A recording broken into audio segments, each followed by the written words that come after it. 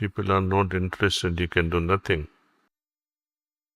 ప్రజలకు ఆసక్తి లేకపోతే అలాంటి సందర్భంలో మీరేమీ చేయలేరు. అయితే మీరు ఒక వైద్యునిగా మీరు ఇలా చెయ్యకపోతే మీ ఆరోగ్యం ప్రమాదంలో పడవచ్చు అని భయపెట్టవచ్చు.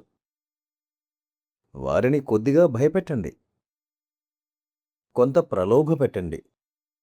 పండితులు, పూజారులు కూడా ఇదే ప్రయోజనంతో ఇది చేస్తే స్వర్గానికి వెళ్తారు, చేయకపోతే నరకానికి వెళ్తారు అని హెచ్చరించేవారు.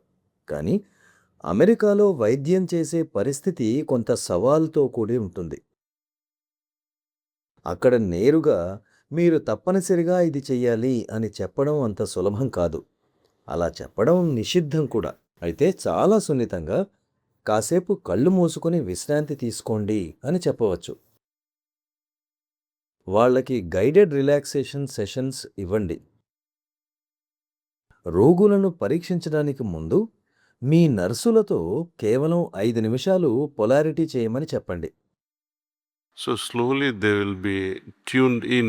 అలా చేస్తూ ఉంటే వారి మనస్సు నెమ్మదిగా లోపలికి వెళ్ళడం ప్రారంభమై ఆ తర్వాత వారే ఇంకా కావాలని అడుగుతారు.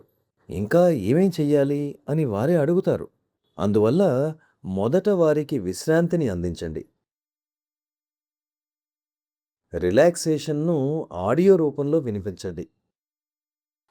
Ask one of your health assistant, your nurses, మీరు పరీక్షించడానికి ముందు మీ నర్సులతో కొద్దిసేపు పొలారిటీ చేయమనండి.